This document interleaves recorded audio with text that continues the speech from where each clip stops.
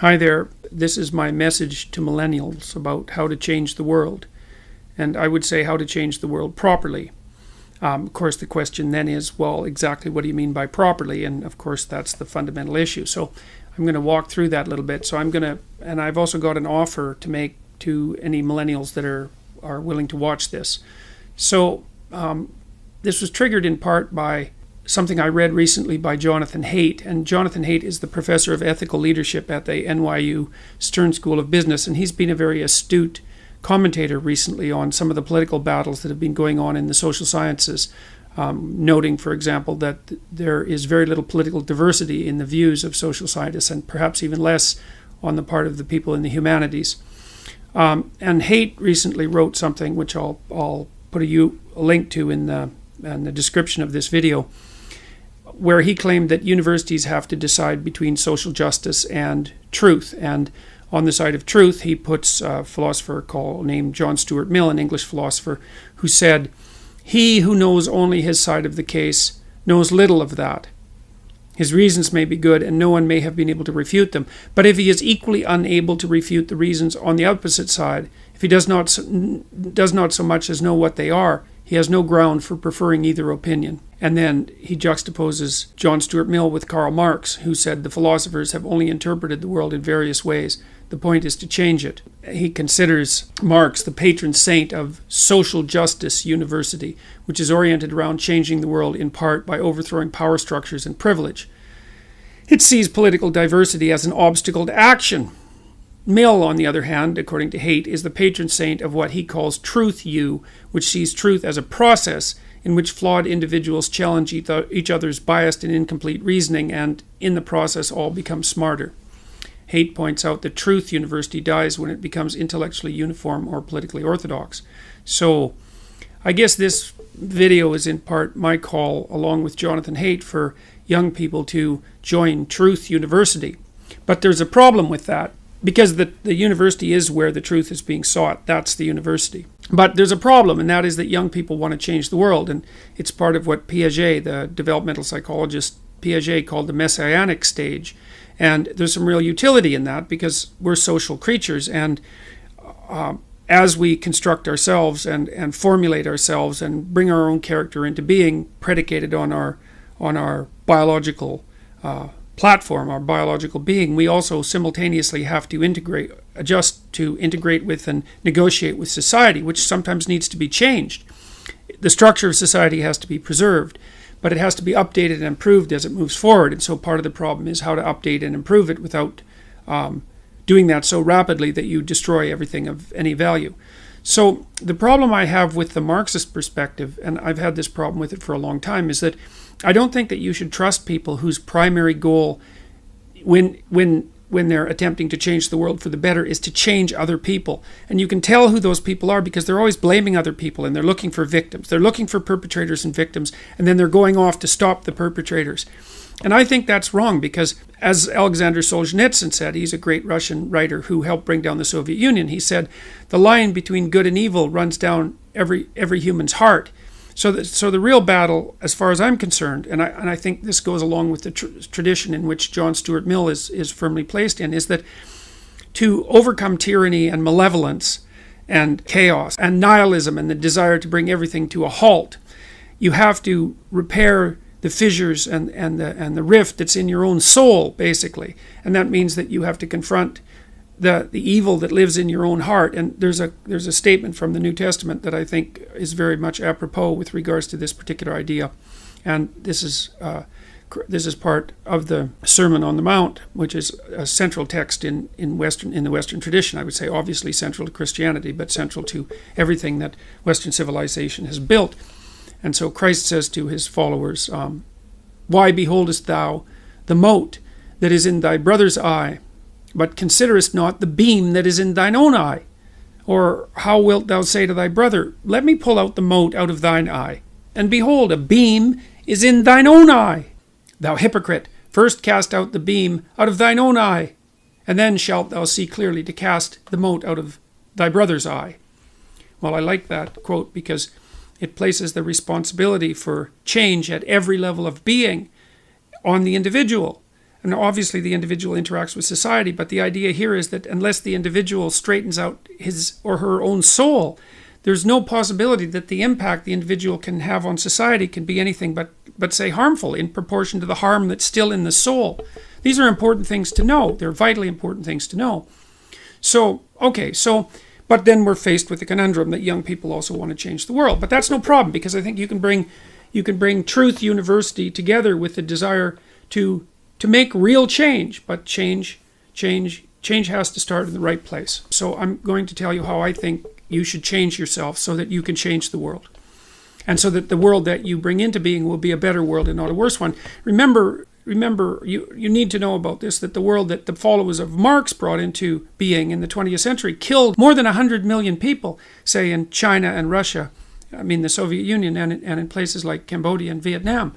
The world certainly changed as a consequence of Marxist doctrine, but it didn't change in a good direction. And of course, the Marxist doctrine is making itself heard in a massive way across the West again now. So, all right, so what should you do about that? Well, here's an idea. The first thing you have to do is orient yourself. Now, you probably have all watched Pinocchio, and Pinocchio is about how a marionette, someone whose strings are being pulled by forces beyond his comprehension. That's the situation of the undeveloped individual. Geppetto, who's a benevolent father, so a benevolent symbol of benevolent culture, makes a puppet, his son, and then wishes on a star. Now, a star is something that glitters up in the sky, and it's associated with the transcendent and the beyond and the divine. And if you look up in the night sky and it's very dark, you get a feeling of awe. It's because you're confronting your soul, so to speak. Your individual soul is confronting the cosmos, and you can feel a relationship between you and the totality. So looking up into the sky is like a religious experience if it's a starry sky. And to wish upon a star is to find a light that orients you like the North Star, and to pick the highest goal you can conceive of. And so that's what Geppetto does. He raises his eyes above his day-to-day concerns and tries to establish a relationship with the highest of all possible values. And he has the most profound of wishes, and the most profound of wishes is that the puppet that he's created could become a genuine individual, a genuinely fully developed human being. And that's what you can wish for yourself. You can wish and aim for that in yourself. And then, you see, that's how you deal with the suffering that's attendant on life, because life is suffering, and because life is very hard, and people get sick, and they become mentally ill, and there's malevolence in the world, and there's tragedy, and so life is very, very hard. And if you're not properly oriented with regards to life, the fact that it's hard and the fact that it's full of suffering can warp and twist and bend you until you become murderous and resentful, and even go beyond murderous and resentment to wish for genocide, and even to wish for the destruction of everything.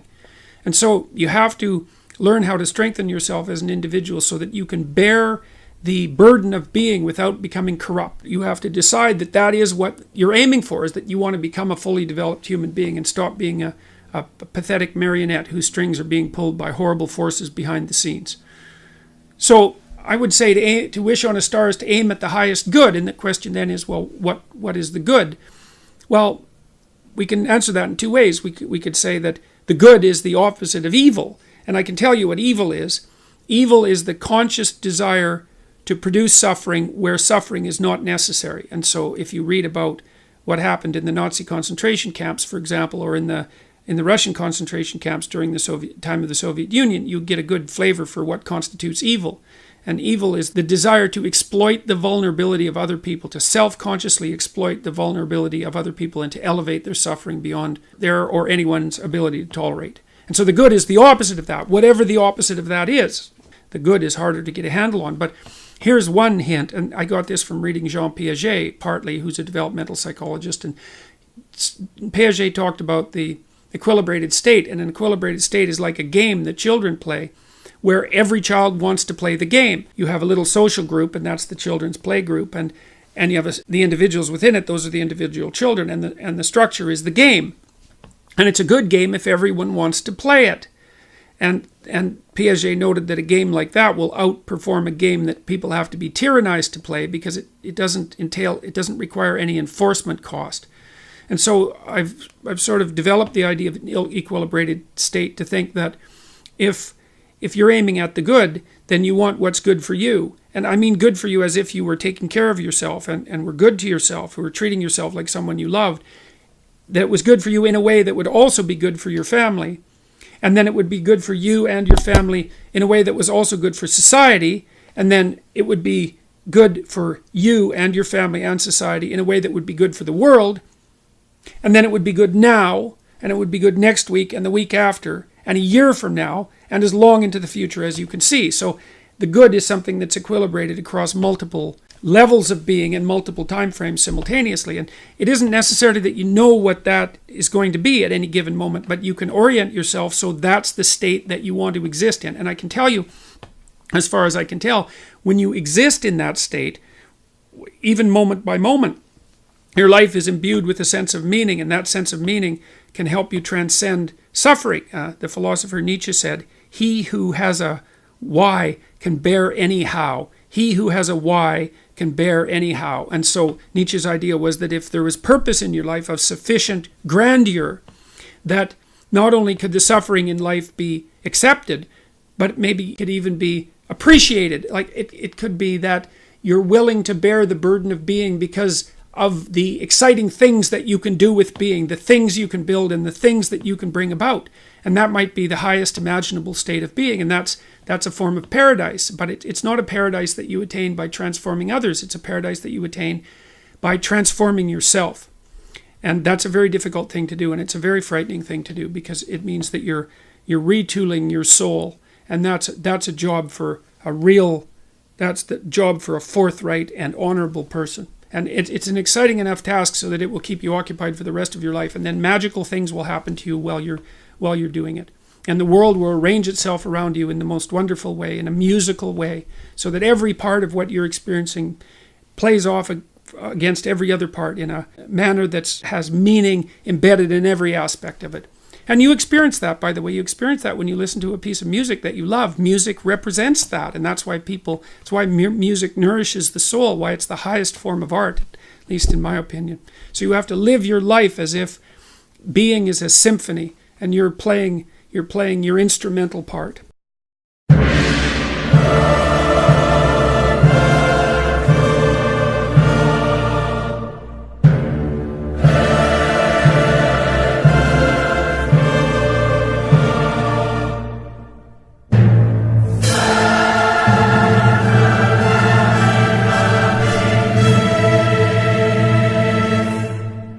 Once you orient yourself, then you have an obligation, I would say an obligation to the development of your soul to speak the truth. You have to be oriented properly, though, because the truth is something that exists in service to an ideal of sorts. Then you can imagine that you could use your language two ways. You can use your language to manipulate the world and to extract from it what you want. So, for example, maybe you go out on a date with someone and you decide that the end goal of the date is to have a sexual partner for the night, and then you can craft your language to manipulate the person into providing you with what you want. And that's like an instrumental use of language. But the problem with that, there's many problems with that, but one of them is that what if your idea about what you should want is wrong? Like maybe that's not the way to treat someone that you're on a date out on a date with. Maybe you're minimizing and reducing the interactions between you from what could be a healthy and elevated state of interaction and discourse to something that's basically the pursuit of impulsive pleasure. And maybe that's not good for you next week and the week after and a month down the road. Maybe orienting yourself towards impulsive pleasure is a very bad idea. Remember what happens in Pinocchio. Pinocchio goes to Pleasure Island, and Pleasure Island is a place where impulsive pleasures can be had at a moment's notice. But what Pinocchio discovers, along with Jiminy Cricket, that Pleasure Island is run by masked totalitarians. They're all dressed in black, you remember, and they're turning the children and adolescents who are on Pleasure Island, they're depriving them of their voice, turning them into braying jackasses and preparing to sell them as slaves to the salt mines. And so there's an implication in that story that the pursuit of impulsive pleasure is one route to totalitarianism and slavery, and I believe that. So perhaps orienting your language towards the gathering of impulsive pleasure is a misuse of your highest gift, the gift of logos, the gift of communication. The alternative is to orient yourself towards the highest good, as we already described, and then speak the truth. And you can tell when you're doing that, because Or you can tell when you're not doing that, because if you're not telling the truth, if you're using someone else's words, you're being manipulated in a sense by forces that are behind the scenes. You're not using your own words. You're the puppet of an ideology or another thinker or your own impulsive desires. And you can tell when you're speaking like that because it makes you feel weak. It makes you feel weak and ashamed. And you can localize that feeling physiologically. If you listen to yourself talk, you can tell when you're speaking properly, you will experience a feeling of integration and strength. And when you're speaking in a deceitful or manipulative manner, you'll feel that you're starting to come apart at the seams. And what you need to do is practice only saying things that make you feel stronger. And that'll mean, to begin with, that you'll notice that almost everything you say is a lie. It's either a lie or someone else's words. It's very hard to find your own words, but you don't actually exist until you have your own words. So then you try to teach yourself how to speak your own truth, and you listen to other people while you're doing that, because they can help you shape and correct your words. They'll react to them badly if you formulate your ideas badly, and if you listen and pay attention, then you can learn to formulate your words more and more clearly and accurately, and that makes you more and more powerful. It gives you more and more authority, which is the beneficial form of power. Okay, so you do that, and then you have to make a decision of faith, and that's basically, well, that you can either use your language to manipulate the world and make it do what you want, or you can use your language to try to articulate the truth as carefully as you possibly can, and then you can see what happens. You have to let go of your desire for the consequences that you want. You have to assume that if you speak the truth, the results are the best that is possible under the circumstances. And so it's an exciting way of living in some sense. It's like continually walking off a cliff, because you don't know what's going to happen next if all you do is say what you think. And maybe you're at work and you say what you think and you get fired and you think, oh my God, that's a terrible catastrophe. But maybe it's not, because maybe if you're working somewhere and you have to lie to maintain your job, maybe you shouldn't be there. Maybe it's deadening your soul and damaging you in some permanent manner and making you corrupt. And so you have to orient yourself. You have to speak the truth as carefully as you can. You have to listen to others so that you correct your speech. And then you have to allow the consequences that ensue to unfold as they will. That's the ultimate act of faith, I would say. And that's what you do if you belong to Truth University. All right, so more practically speaking, then you should educate yourself. And it's not that easy to do now, because you have to find people who can actually tell you mostly what to read and maybe also how to write, because writing is a way of formulating your thoughts ever more precisely. That's why you go to university, to learn how to write. If you know how to write, you can think. If you can think and speak and communicate in writing, you're unbelievably powerful in the authority manner, because arguments move the world forward. And if your arguments are tight and well constructed and lucid and well edited and carefully thought through, and you have 5 rationales for everything that you're doing, which is what happens if you learn to write properly, then you're like a force of nature, man. No one can take you down. And that's one of the things that people aren't taught about why you go get educated, especially in the humanities. Humanities education, if it's real, organizes your psyche, grounds you, puts you on a rock, and makes you a force to contend with. But you have to read the right people. And those are the great, they're the great people of the past. In my list, they're the great men of the past, and that's just how it is. And so here's who I would recommend. I put reading lists up at jordanbpeterson.com. There's 2 of them.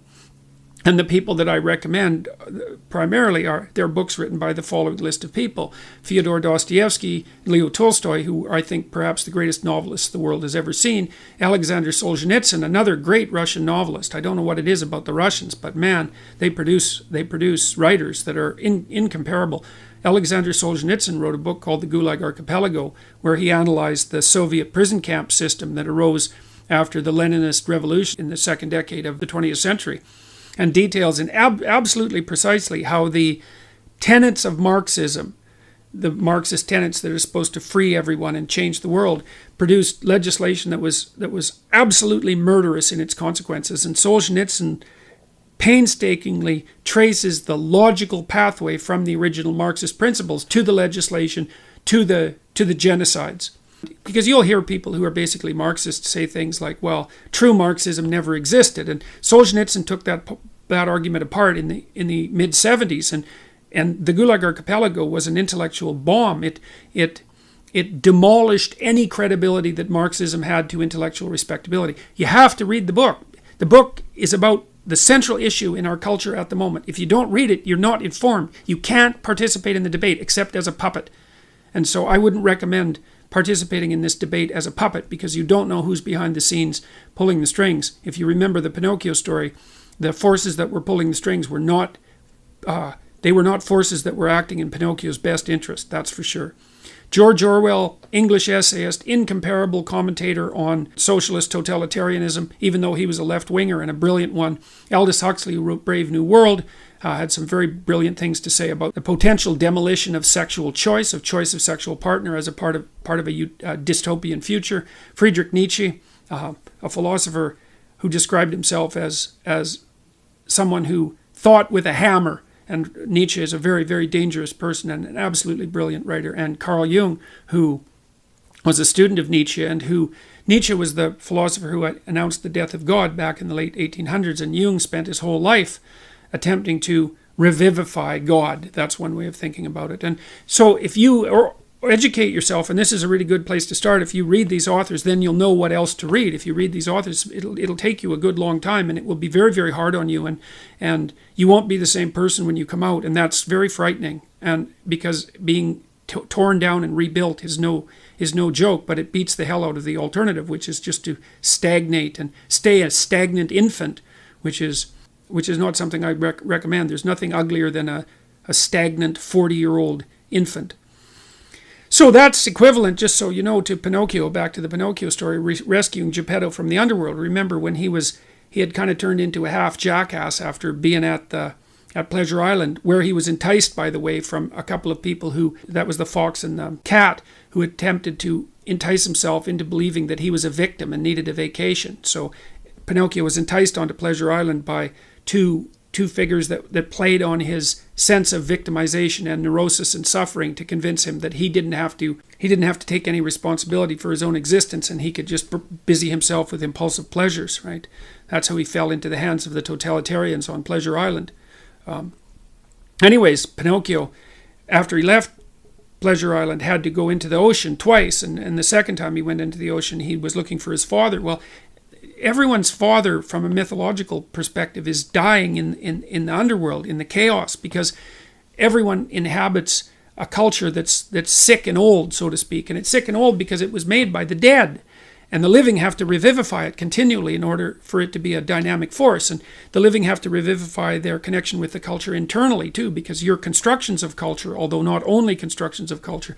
And you have to understand history, because otherwise you can't understand yourself. You're a historical creature. And so you have to rescue your dead father from the belly of the beast, from the dragon.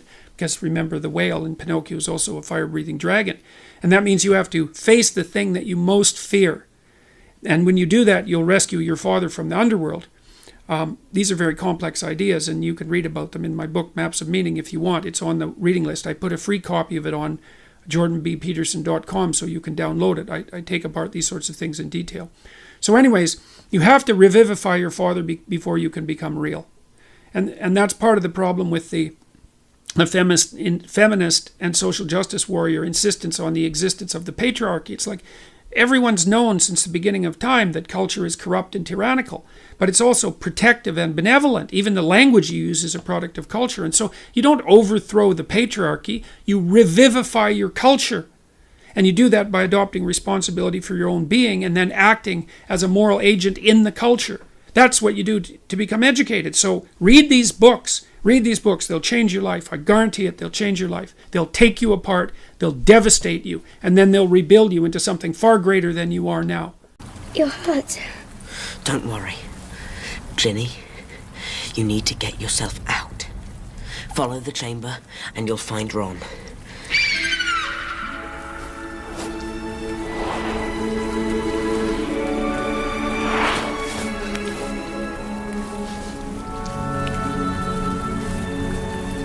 You were brilliant, Fawkes. I just wasn't quick enough.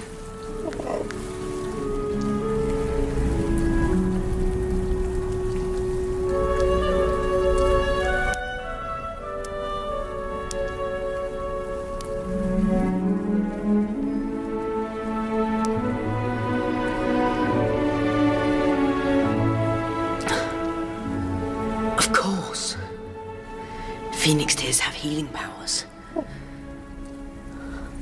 Thanks. It's all right, Ginny. And that's what to aim for. So then, and here's something that will help you. My colleagues and I have developed a series of online writing programs called the Self-Authoring Suite.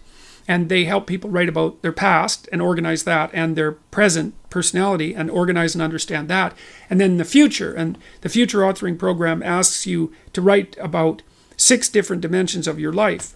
So it asks you, first of all, to treat yourself as if you're someone that you want to help, and that someone that you love and take care of, and someone that you want to help. And then it asks you, well, if you could organize your life in the best possible manner, and in keeping with those principles we discussed earlier, what do you want? What do you want for your career? Like, what do you want? What would make your life meaningful? What do you want for your career? What do you want for your family and from your family? What do you want for an intimate relationship? How are you going to take care of your mental and physical health? How are you going to handle drug and alcohol use? It asks you a series of fundamental questions like that to get your mind moving.